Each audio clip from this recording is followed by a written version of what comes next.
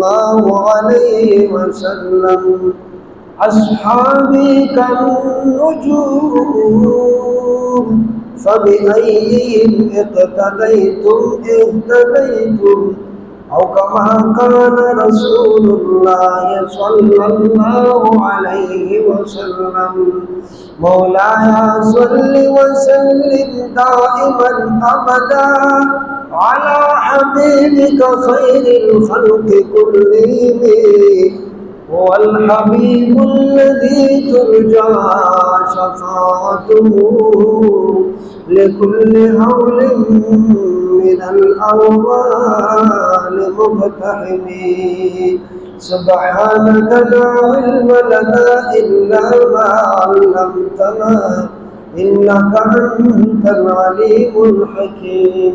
رب اشرح لي صدري ويسر لي أمري واحلل عقدة من لساني يفقهوا قولي. حضرات جمعه مبارک ورځ فتیر جمعه باندې موږ د جناب حضرت بلال رضی الله تعالی عنہ سیرت مبارکه بیان کړو. موږ په هغه جمعه باندې اعلان کړو چې پر روانه جمعه ان شاء الله د جناب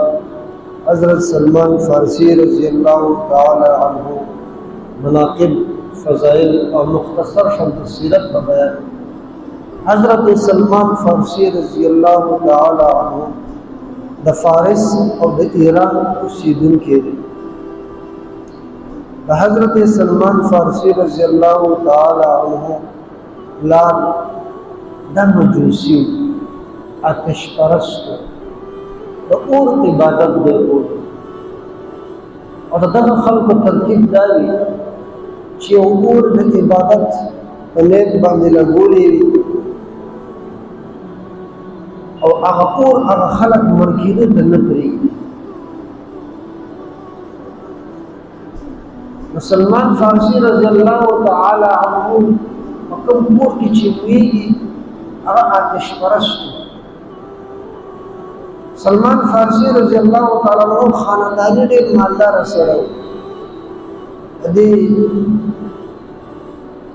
دې کور رکوالی بچره د سلمان فارسی سے پلار کوله مشهور ملک و د علاقې کم قبیلی د پلار دې دوی سره و مجوسی. روایت کې راځي سلمان فارسی سے وزر پلار ستا پسې لګره او خپل وایي چې په پلار په کور کې داسې ساتلم لکه څنګه چې یو جنې په لاس په لاډ او په پیار سره ساتل کېږي. زمان په کور کې داسې قدر او عزت او احترام کار پسې پلار لګره او مچراټو په لاره نو په بعضې خلک لګي او عیسایان په خپله معبد خانه کې ناستو عبادت یې کول. ما تپوس وکړو چې دا خلک څه کوي؟ وایي چې دا خلک د خدای عبادت کوي د یو الله عبادت کوي. نو ما وی چې زما پلار هم لګیا دی عبادت کوي هغه خو د اور عبادت کوي. دې خلکو مخې ته څه نشته لګیا دی عبادت کوي چې هغه ټیم د عیسی علیه السلام دین په تسلسل سره ټیک را روان و. عیسی سلمان فارسی سره دغه خلکو سره کېناست. دغه خلکو سره چې کله دی کېناستو هغې عمل دله خپل ورکړو چې هغه عیسایانو کوم نیک عمل کولو هغې ته خپل ورکړو. سلمان فارسی رضی الله تعالی عنہ چې ناوخته کور ته لاړو پلار یې تپوس وکړو چې څه دې کول؟ ده ورته په جواب کې دغسې کیسه وکړه چې تاسو خو د دې اور عبادتونه کوئ دې نه څه کېږي راځئ چې د یو خدای عبادت وکړو. سلمان فارسی سے پلار ووالو ورته وایي چې ته به اوس د الله نه د الله عبادت به کوې او د زمونږ د آبا او اجداد د پلار نیکو چې دا کوم دین دی د دې اور دا عبادت اوس ته نه کوې دا خو موږ برداشت نه کړی شو. سلمان فارسی سے بې سزاعت کور کې وتړلو په زنځیرونو باندې ورغی چې نن نه بعد به ته بار نه ځې. سلمان فارسی رضی الله تعالی عنہ هغه سختۍ سره مخ صرف په دې خبره باندې چې الله ته سره ټیټ شو او دا مجوسیت ته انکار ولې سلمان فارسی وایي زما پړه کې یو جستجو راغلی وه چېرې دا اسلام دا عیسایت دا به زه څنګه اپناو کړم ځکه دې خو ډېر خوندور دین دی او دا اور عبادتونه دا به ما سمجھ او ما ذهن او عقل او فهم نه منله داسې خبر شوم هغه خلکو نه مې تپوس وکړو چې یاره که ستاسو د دې عبادت مرکزي ځای کوم ځای دی نو ما ته پکې چا وی چې شام کله کله شام ته قافله م ځي ما ورته وی چې کله تاسو قافله شام ته لیږئ نو ما نو بیا تپوس کوئ ما هم د ځان سره بوځئ شام ته چې کله ځئ نو ما به څه کوئ د ځان سره بوځئ او زه هم به ستاسو دې مرکز ته ځم او عبادت کونه غواړم او صحیح طریقې سره وایي چې ډېره ښه خلکو راته وي بهر کې سلمان فارسی سے فرمای ما پسې سوال جواب وشو چې لکه شام ته قافله روانه ده او که ته راسره ځې خو تیار شي ما ویل ډېره ښه ده ځان مې په څه طریقه باندې د هغه زنځیرونو نه خلاص هغه کسانو سره ملګری شوم شام ته لاړم په عباداتو کې مشغول شوم کور مې پرېښو کلی مې پرېښو خپل خپلوان ټول مې پرېښو ما ته هلته چا وی چې دا زموږ مشر دا پادري دی او موږ د ده په رهنمایۍ کې زندګي تېرو او دا زموږ مرشد دی دی زموږ راه او لاره ښودونکی دی وایي زه هغه سره مې ملاقات وکړو ما د هغه خاص کس ځان وګرځولو زه د هغه پی شوم پرسنل سیکرټري یې شوم او ما به د هغه عبادتونه کول خو هغه کې چې ما کتل لیدل خلکو ورته پیسې ورکولې او هغه به هغه ځان ته سونې او چاندی او پته نه یې څه ځکه ایشتل او سنبالول